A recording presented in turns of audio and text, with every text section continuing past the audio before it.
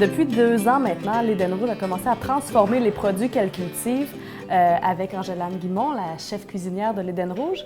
Et ça se décline en salsa, pesto et relish. Ce sont des produits assez simples que les gens connaissent bien, mais il y a aussi des façons originales de les utiliser autres que les recettes communes. Oui, en fait, je vais vous proposer 3 recettes avec nos produits. Des recettes là, qui sont justement un petit peu moins conventionnelles. Donc, la salsa, c'est sûr, on peut la manger là, avec les nachos, là, comme qu'on connaît, ou dans des fajitas, les plats plus mexicains.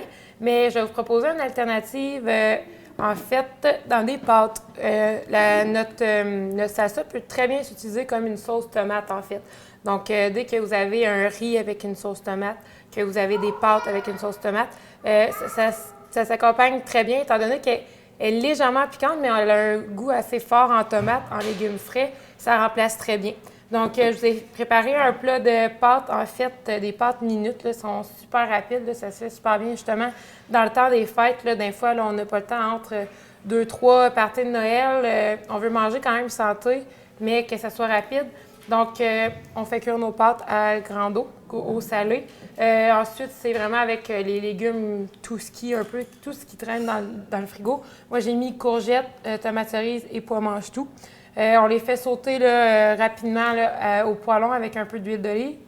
On rajoute nos pâtes, puis on rajoute, là, pour environ 4 personnes, là, un pot de salsa complet. Vous rajoutez ça, vous faites sauter. Quand vous atteignez la bonne température, vous servez comme ça, sel, poivre. On peut rajouter un petit peu aussi d'allegretto. C'est un fromage au lait de brebis qui est fait par la fromagerie La Vache à Mayotte. Un fromage qui ressemble beaucoup au parmesan. Moi, je l'utilise, là, en fait, au restaurant, on n'utilise que des fromages de la région. Puis ça remplace là, vraiment mon parmesan. Donc, on ajoute ça vraiment une petite touche finale à la fin. Puis on a un beau plat de pâtes là, prêt à manger. Mais c'est ça, comme je vous dis, là, j'ai utilisé dans des pâtes, mais dans un riz, dans un mijoté de bœuf, au lieu de mettre une canne de soupe aux tomates ou de sauce tomate, on vient mettre la salsa, ça remplace là, super bien. Puis c'est tout fait avec les légumes de la région, nos légumes qu'on produit. Donc c'est ça pour la salsa.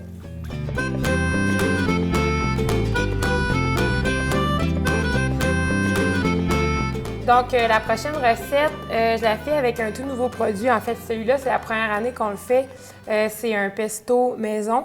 On en vend uniquement là, à notre petit kiosque l'été et à la boucherie fruits et légumes aussi à Saint-Bruno-de-Guigue.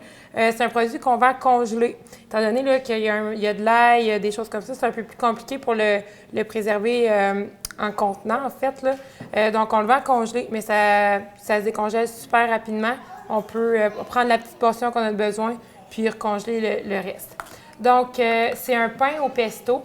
C'est vraiment très simple. Vous pouvez le faire avec une grosse miche si vous êtes un gros groupe dans le temps des fêtes ou une portion un peu plus pour 2, 5 à 7 là, pour une soirée.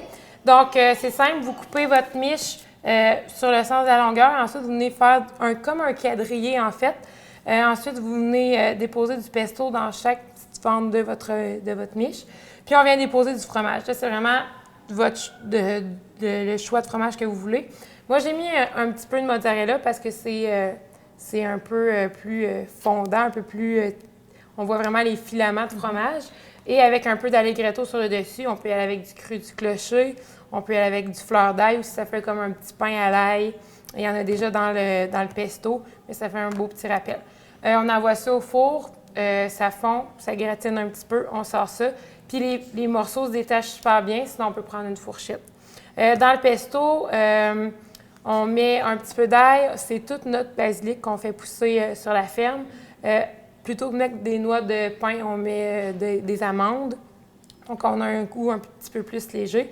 Vous pouvez le mettre aussi là, dans vos pâtes. Encore une fois, vous pouvez vous faire un risotto avec ce pesto-là. Vous pouvez vous faire, c'est ça, un pain, du riz, des salades de pâtes, du poulet, vous badigeonnez avec le pesto. Fait que c'est vraiment quelque chose, là, c'est des petits contenants, mais ils passent super vite. Là. C'est pas quelque chose qui va rester dans votre frigo, qui va passer date, parce que vous pouvez l'utiliser là, à plusieurs sauces, si je peux me permettre l'expression.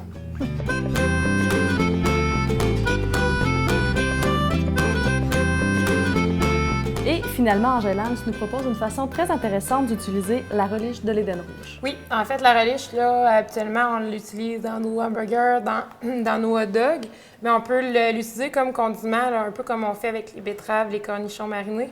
Avec la tourtière, ça se mange super bien. Mais là, je vous propose vraiment de l'intégrer dans une de vos recettes. Donc, on connaît là, la fameuse mousse de crevettes là, qu'on sert dans le temps des fêtes. Moi, j'ai fait une alternative avec du saumon fumé.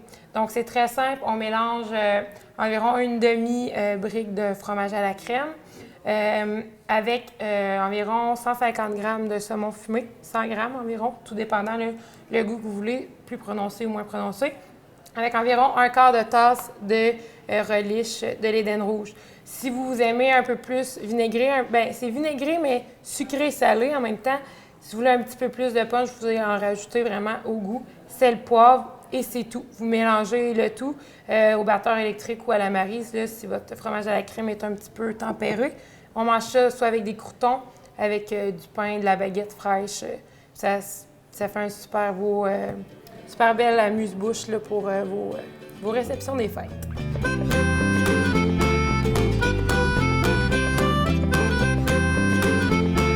Alors voilà, c'était 3 idées très simples d'apprêter les produits de l'Éden rouge pour le temps des fêtes.